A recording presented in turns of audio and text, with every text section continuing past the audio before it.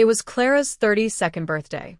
A package arrived at her doorstep with no sender name, only her name on the lid. Her parents hadn't contacted her in years, so the box felt like a bridge being rebuilt. As she reached for it, her husband Aaron stopped her. "Don't open it," he said. "Can't you see it?" Clara was confused. "See what?" 30 minutes later, the police arrived and took the box away without explanation. Clara Jensen was the type of woman who made sense of other people's chaos, but couldn't seem to unravel her own. A clinical psychologist in downtown Seattle, she spent her days helping clients untangle childhood trauma, navigate relationships, and manage anxiety. Her calm, measured voice and thoughtful questions made her a trusted figure in the lives of others. At home, though, her life was a quiet loop of routine. Her work, her husband Aaron, her long walks through the rain-slick streets of Capitol Hill. Married for 6 years, Clara and Aaron lived in a modest but stylish townhome just far enough from the city noise. Aaron was a software engineer, reserved, brilliant, and often distracted. They didn't argue often. But when they did, Aaron would simply withdraw, letting silence stretch like a wall between them. Her past was a subject rarely touched. Her parents, once a vibrant part of her world, had been cut off after a family crisis that had left emotional scars too deep to heal. She hadn't spoken to them in almost a decade. Friends occasionally asked, but Clara had mastered the art of the soft deflection. Then came her 35th birthday. It started like any other. A few texts from colleagues. An early coffee. Aaron kissed her on the cheek before disappearing into his office, already deep into code. The day passed quietly until just after lunch, when the doorbell rang. She found a package on the doorstep. A simple brown box. No label, no company branding, just her name written in black ink. The handwriting was unmistakable. Her mother's. Elegant cursive with a slight slant to the left. Clara stood frozen. Her heart kicked. She hadn't seen that handwriting since she was 25. She carried the box inside, hands trembling, questions forming faster than she could process. "Who is it from?" Aaron's voice was unusually sharp from the hallway. He emerged, eyes darting between her and the package. "It's from my parents," Clara said slowly, setting it on the kitchen island. "It's my mother's handwriting." Aaron's expression shifted, suspicion flashing behind his glasses. "Don't open it." "What?" "I mean it, Clara. Step away from the box." Her smile faltered. "Aaron, it's from my family. Maybe they're reaching out." "I said don't open it." He crossed the room and grabbed the box, holding it like it was radioactive. Clara's mouth opened to protest, but before she could speak, Aaron stormed into his office. She heard the sound of a lock click. What just happened? 30 minutes later, the doorbell rang again. This time it wasn't a birthday greeting. 2 uniformed police officers stood at the door, their presence heavy and deliberate. They didn't ask for Clara. They asked for Aaron. She stepped aside as he emerged calmly from his office. He spoke in low tones to the officers. She couldn't catch everything, but she heard the words delivered today: potential threat and ongoing investigation. Her blood ran cold. The officers took the box without opening it. One of them briefly nodded at her before leaving. No explanations. No answers. Just silence and the sound of the cruiser pulling away. She turned to Aaron, heart pounding. "What did you tell them? Why would you call the police on a birthday gift?" Aaron stared at her, unreadable. "It's better if you don't ask. I'm your wife. And I'm trying to protect you." "From what?" He walked past her without a word, disappearing back into his office and closing the door. Clara stood alone in the kitchen, staring at the empty space where the package had been. For the first time in years, the silence of her past collided with the present, and she realized she didn't know who she could trust. The silence in the house grew heavier in the days that followed. Aaron refused to speak about the package. Each time Clara brought it up, his response was the same. "It's over. It's been handled. Let it go." But there was a tightness in his jaw, a stiffness in his posture. He wasn't just brushing it off, he was hiding something. "You need to trust me," he said one evening, his voice low and deliberate as he stirred sugar into his tea. Whatever was in that box, it wasn't good. You don't want to dig into it. But why would my parents send me something dangerous on my birthday? Clara asked, eyes searching his face. Why now, after all these years? He looked at her, but didn't answer. Instead, he placed his mug in the sink and left the room. That was when Clara stopped asking and started investigating. She called the local police department the next day. She identified herself, explained the situation as calmly and clearly as possible. But their response was chilling. I'm sorry, ma'am. That case is sealed. It's part of a confidential investigation. I'm not just a bystander. I live here. It was my package. I understand, but I can't disclose any more information. You'll need to speak to your husband if you want clarity. Clara ended the call with her heart thudding. If she could rely on Aaron for clarity, she wouldn't be calling the police.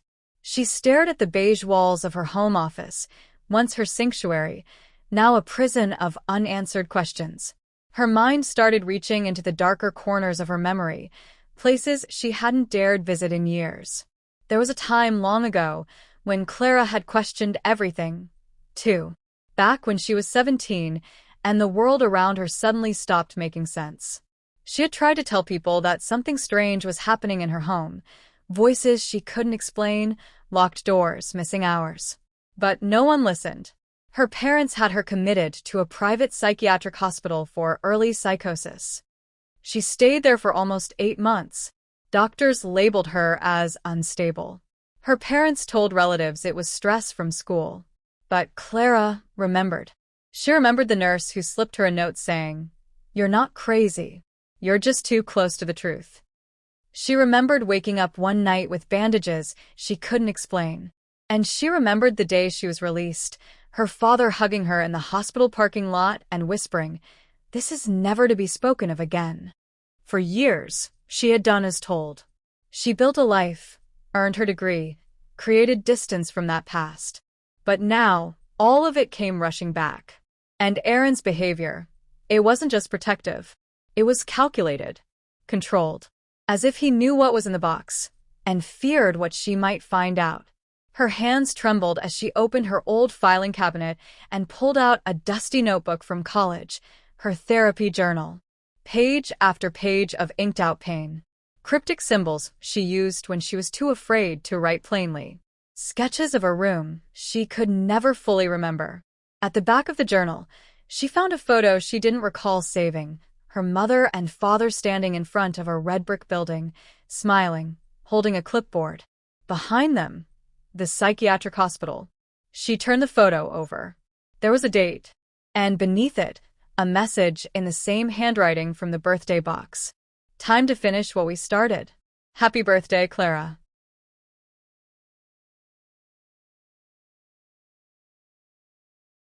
Clara felt the blood drain from her face.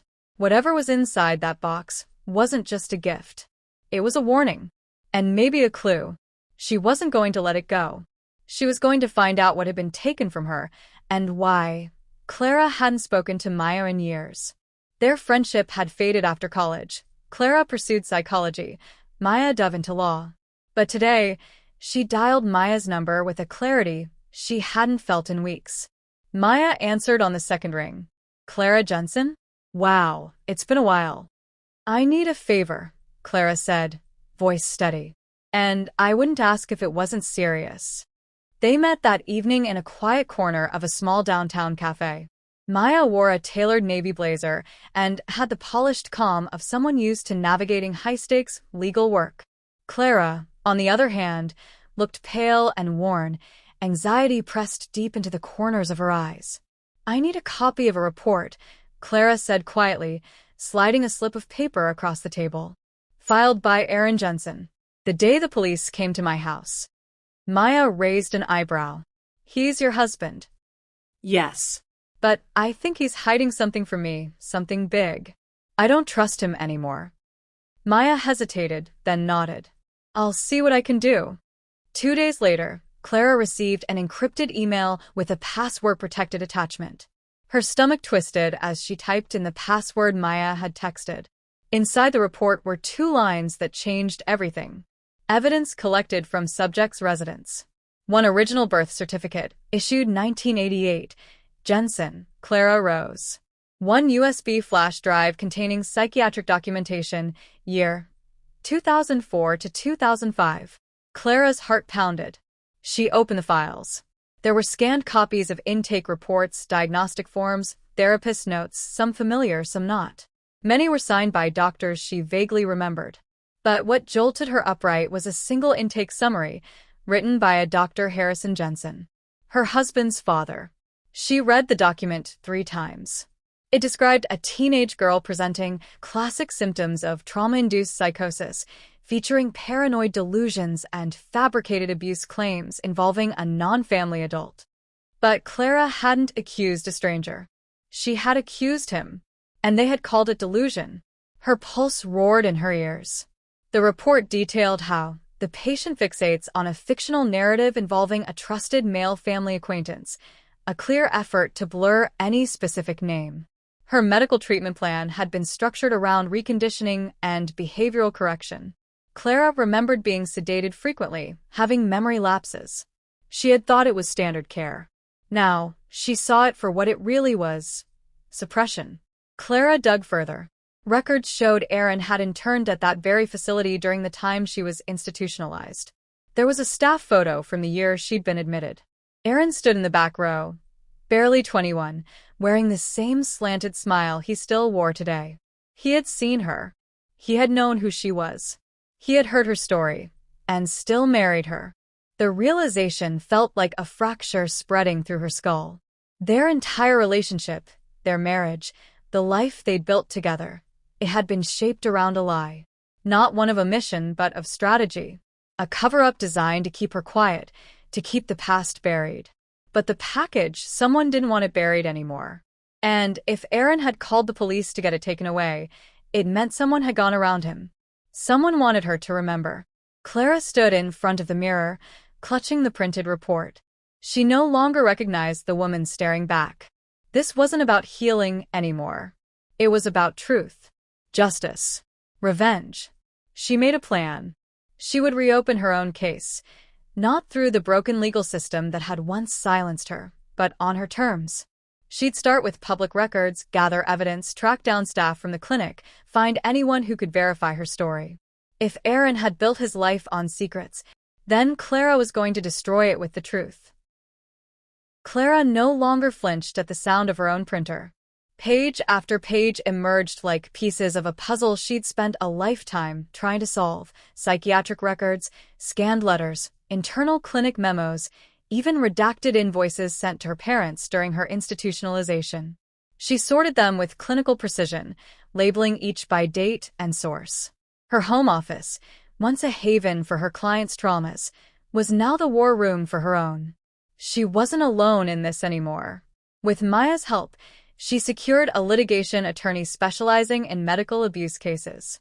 He reviewed the files, his face growing grimmer with every turn of the page. "This isn't just negligence," he said, laying the final file down. "It's institutional gaslighting. If your claims are verified, this could be grounds for criminal investigation." Clara gave a slow nod. "Good. I'm not just here to be heard. I'm here to dismantle the machine that did this to me." Her first step was filing a formal complaint with the Washington State Medical Board, attaching every piece of documentation she'd uncovered. She named the facility, the administrators, and most critically, Dr. Harrison Jensen, her father-in-law. Within days, the ripple effects began. Harrison stepped down from the board of the Jensen Behavioral Institute under the pretense of health reasons. But insiders knew better. A leaked internal memo showed that the clinic had hired a crisis management team and was under quiet review by state oversight officials. Then came her second move: divorce. She served Aaron the papers through her attorney on a Thursday afternoon. She wasn't home when it happened, but she imagined the look on his face, calculated control cracking under pressure. That evening, he returned home earlier than usual. She found him in the kitchen, arms crossed, his expression cold. "You really think anyone's going to believe this delusion?" he said flatly. Clara didn't look up from her desk. "You believed it enough to call the police over a box." His lips tightened. "You're sick, Clara. You always have been." You just don't remember it right. No, she said calmly, pulling up her laptop. What I remember is being drugged and lied to by the same people who now have everything to lose. She turned the screen toward him. Dozens of files. Duplicated. Encrypted. Uploaded to 3 separate cloud servers. Timestamps. Legal affidavits. A notarized statement from a former nurse at the clinic who had quietly reached out after Clara's case went public. The woman confirmed that Clara had been kept in isolation for extended periods, unusual, even for psychiatric observation. Aaron's eyes flickered, but he said nothing. Every copy of that USB is safe, she continued. Try to discredit me again, and you'll only make the story bigger. And it was growing. Within a week, women's rights groups had picked up her story, along with mental health advocacy organizations. A few smaller media outlets published anonymized versions of her claims. Then the bigger names started circling. What had once been a quiet domestic dispute was now a potential scandal involving medical malpractice, abuse of power, and the silencing of a young girl's voice. Clara could feel the world shifting. People were beginning to believe her. Aaron, on the other hand, was unraveling. His legal team issued a statement denying all allegations. But the narrative was no longer in his control. Clara had seized it, and she wasn't letting go. Every article, every tweet, every whisper about the Jensen family legacy now had Clara's voice at its center. They had tried to erase her. Now, she was writing the ending herself. The courtroom was colder than Clara expected. A sterile, beige chamber where truth was supposed to live, but so often got buried. She sat straight-backed at the plaintiff's table, hands folded in her lap, every document prepared, every word rehearsed. Aaron sat across from her, dressed in tailored gray, face unreadable. To the world, he still looked like a rational, grieving husband caught in the storm of his wife's unraveling mind. But Clara knew better. And now, so would everyone else. The proceedings opened with Aaron's attorney reading aloud from her psychiatric files. Diagnoses, hospital stays, notes describing episodes, and delusions. They painted a picture of instability, irresponsibility, and emotional fragility. Aaron sat silently, eyes lowered like a man too burdened to speak. When Clara took the stand, the courtroom waited. She began not with outrage, but with facts. Her voice didn't shake. My hospitalization at 16 was not for hallucinations. It was a cover-up, she said clearly. The man I accused was never questioned. My testimony was buried beneath a diagnosis, and that diagnosis was written by the father of the man I would later marry. Gasps rippled faintly through the room. Her attorney presented the USB contents, projecting scanned documents onto a monitor, altered reports, redacted emails, and most damning of all, a timeline proving Aaron had interned at the psychiatric facility during her stay. The final blow came when Dr. Harrison Jensen was called to testify. He walked in slowly, older now, but still carrying the authority of a man used to being in control. The courtroom held its breath. Dr. Jensen, Clara's attorney began, were you the supervising psychiatrist for Clara Jensen during her institutionalization? I was, he answered. Were you also the father of Aaron Jensen, her future husband? I am. Did you disclose this conflict of interest to the board at the time? He hesitated. No. Why not? Because I didn't see it as relevant at the time. The courtroom shifted. Did you alter or influence the reports that categorized Clara's claims of abuse as delusional? He paused again. I stand by my medical judgment. That's not what I asked, doctor. Did you alter the reports? Another silence. Then a near whisper. Yes. I removed certain references. A collective intake of breath swept the room. That single admission was enough. The judge leaned forward. This court finds serious ethical violations have taken place, ones that directly affected the mental health and legal history of Ms. Jensen. He continued, voice steady and deliberate.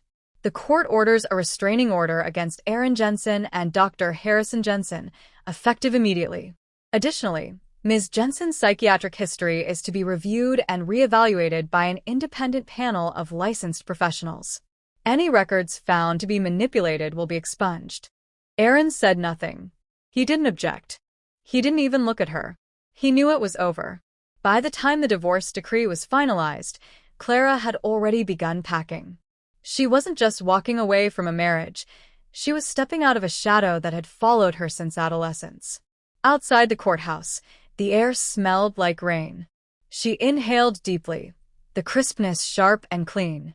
She wasn't a victim anymore. She wasn't delusional. She was free from the silence, from the stigma, from the story they had tried to write for her. And now, she was finally writing her own. Clara stood at the window of her new apartment, a mug of tea warming her hands as the early morning sun shimmered over Lake Union.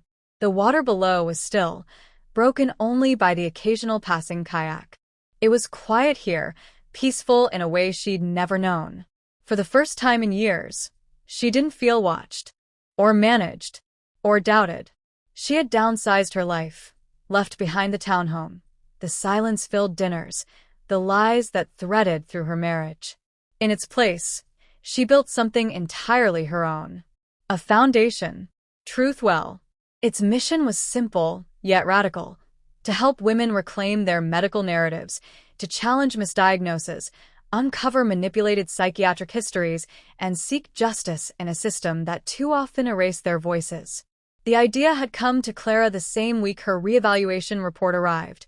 Her teenage diagnosis had been formally overturned. Independent specialists had ruled that there was insufficient evidence for psychosis and that her testimony of abuse should have been taken seriously. It was the first official acknowledgement that she had been silenced, not unstable. So she decided to give other women the power to be heard. Truthwell started as a modest online resource. Then Maya joined full-time. Soon lawyers, psychologists, and survivors volunteered. Donations trickled in from advocacy groups and private donors. Within 6 months, they had opened an actual office, a modest floor in an old brick building in Fremont. In the waiting room sat a framed photo of Clara's old psychiatric intake form, redacted, now voided, with the words, "You are not your file."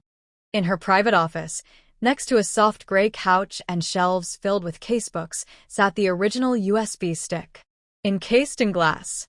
Below it, a small bronze plaque read, "The truth they tried to hide." Clients often asked about it. Some cried when she told the story. Others simply nodded, because they knew. Every case the foundation took on added fuel to a growing fire. News outlets continued to cover her journey, now focusing on the women she was helping, nurses who had been misdiagnosed and institutionalized after whistleblowing, mothers whose custody had been revoked due to manipulated psychiatric records, teenagers labeled unstable after reporting assault. Every time the team won a case, Clara bought flowers for the client. Never roses, always wildflowers. Resilient, untamed, and rooted in truth. But the real surprise came every year on her birthday. The first bouquet had arrived anonymously. The second, signed only with a first name and a short note. "Because of you, I was believed." By the third year, it had become a tradition. Her office filled with blooms from women across the country. Some she remembered helping, others she had never met.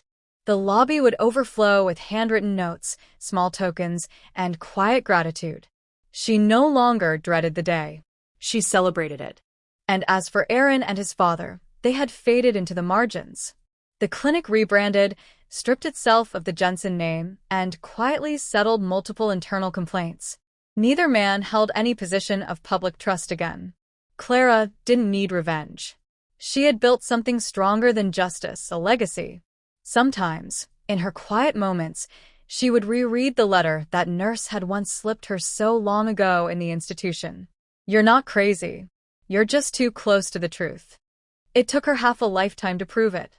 But now she lived it every single day. So if you've ever been told your memories aren't real, or your truth doesn't matter, remember Clara Jensen. Because sometimes, the smallest box holds the biggest answers. If you've ever doubted your own truth because someone told you to forget, maybe it's time you reopen the box.